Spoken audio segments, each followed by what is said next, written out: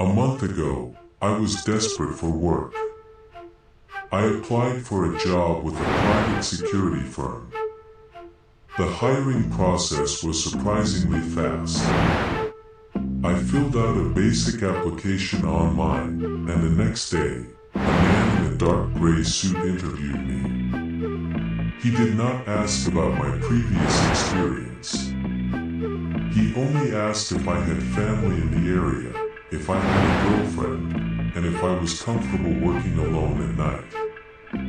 I told him I lived completely alone and needed the money. He smiled, handed me a uniform, and told me I was hired. They assigned me to a massive, sprawling hospital complex. It is a huge facility, with multiple wings and separate buildings connected by elevated walkways. My assignment was very specific. I was assigned to guard the fourth floor of the East Wing. The East Wing is an older section of the hospital. The fourth floor had been entirely shut down. When I stepped off the elevator on my first night, I saw that the entire double-door entrance to the floor was sealed off. It was covered in thick, heavy, milky white plastic sheeting. The edges were taped completely to the walls, floor, and ceiling with heavy silver duct tape. Across the center of the plastic, wide strips of red warning tape were crossed in an X. The tape had bold black letters printed on it. It read, "Caution. Asbestos abatement in progress. Authorized personnel only. Strict biohazard protocols apply." My job was to sit at a small folding desk position directly in front of that plastic barrier. I was scheduled for midnight until 8 in the morning. The supervisor told me my only responsibility was to make sure nobody tampered with the plastic and nobody tried to enter the floor.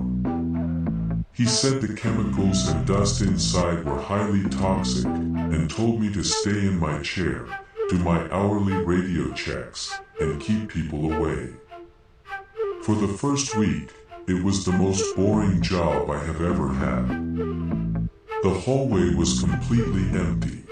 The overhead fluorescent lights hummed constantly. I brought a book and read it cover to cover. Once an hour, I pressed the button on my radio, said my unit number, and reported that the fourth floor was secure.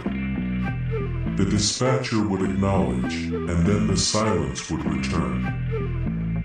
I liked the quiet, and I needed the paycheck, so I did not ask questions. Then, the sound started. It happened during my second week, around 3 in the morning. I was sitting at the desk, fighting to keep my eyes open.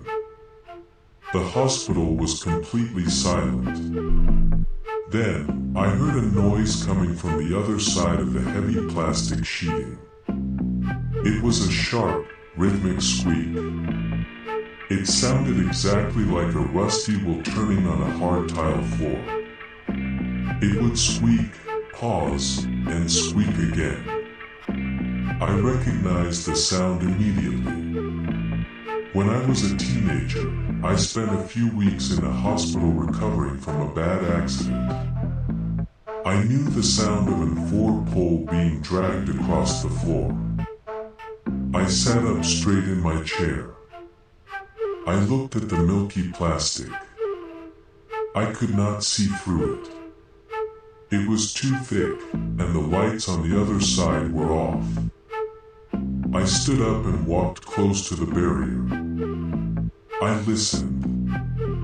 The squeaking sound moved slowly down the hidden hallway and then stopped. A few seconds later, I heard crying. It was incredibly muffled by the thick plastic, but it was unmistakable. It was the soft, exhausted, broken sobbing of a small child. It sounded like a child who had been crying for hours and had no energy left. I stood there, frozen. My heart started beating faster. I did not know what to do. The sign clearly said the area was a toxic hazard zone. There was no reason for a child to be in there.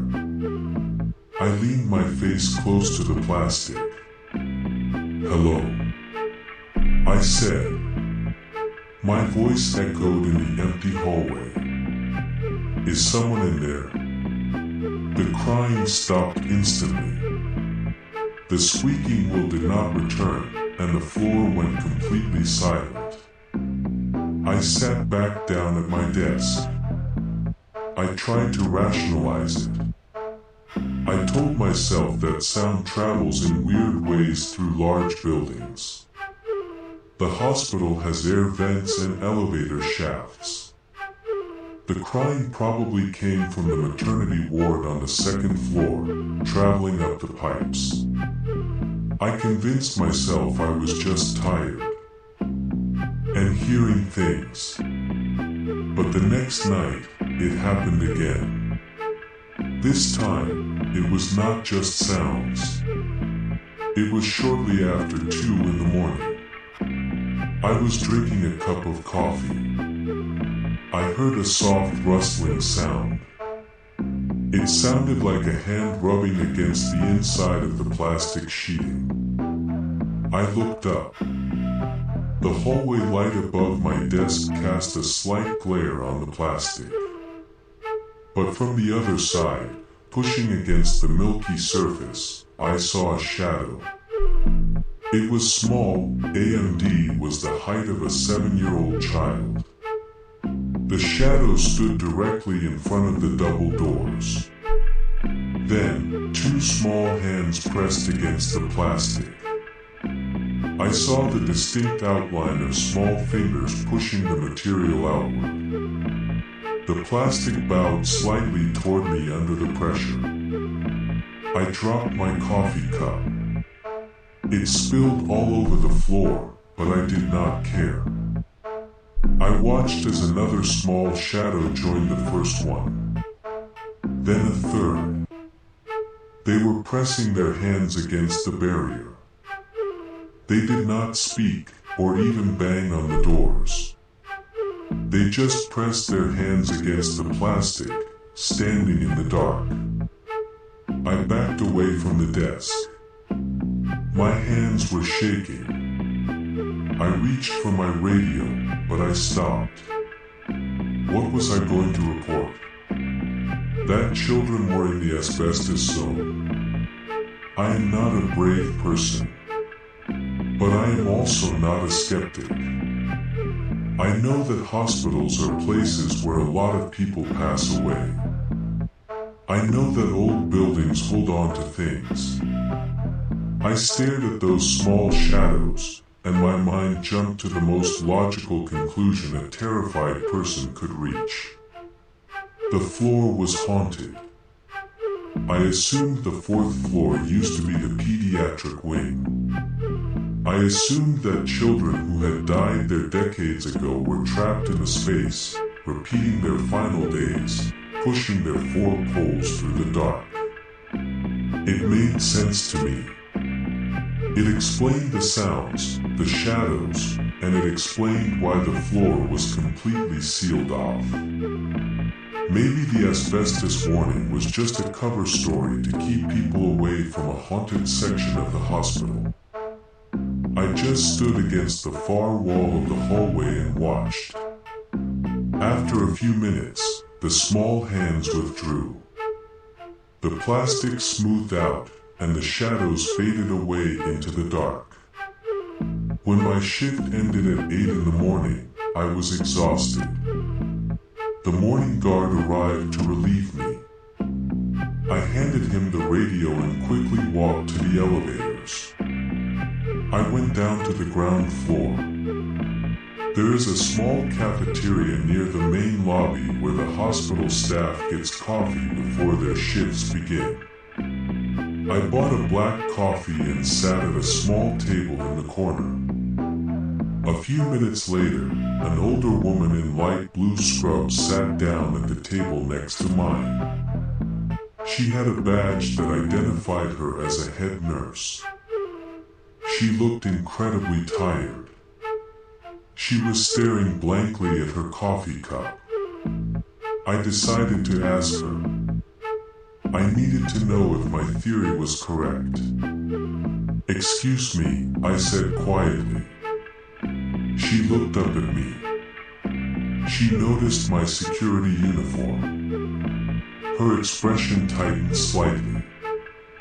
"Yes?" she asked. "I work the night shift," I said.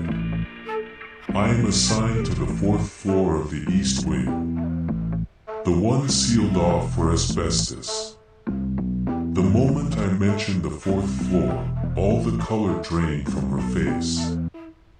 Her eyes darted around the cafeteria, checking to see if anyone was sitting near us. She gripped her coffee cup tightly. "What about it?" she asked. Her voice was suddenly very defensive. "I was just wondering," I said, trying to sound casual. "Was that floor used for pediatrics in the past? Did it used to be the children's ward?" The head nurse stared at me. Her breathing became shallow. She looked genuinely terrified, then she leaned across the small space between our tables. "Listen to me very carefully," she whispered. Her voice was shaking, but her tone was incredibly harsh. "You get paid to sit in a chair. You do not get paid to ask questions." I was taken aback. "I just saw some things, and I heard." "I don't care what you heard," she interrupted, cutting me off completely.